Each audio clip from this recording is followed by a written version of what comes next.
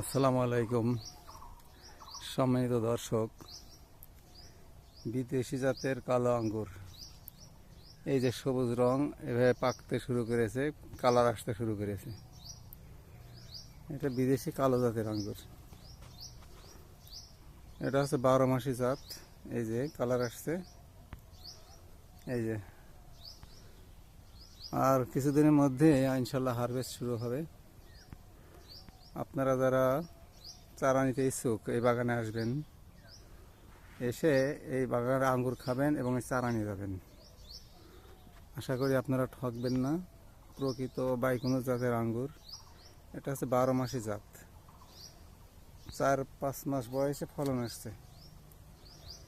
তারপরে অতীতে এটা 11 মাস চলছে। বর্তমান 7-8 মাস বা 8-9 মাসেই এই বেশি আকারে ধরন শুরু হয়েছে। তো আপনারা যারা আঙ্গুর চাষে আগ্রহী তারা এই বাগানে আসবেন, বাগানের ফল খাবেন এবং মিষ্টতা, এর কালার এবং ধরনটা দেখে আপনারা চারা নিয়ে যাবেন ইনশাল্লাহ।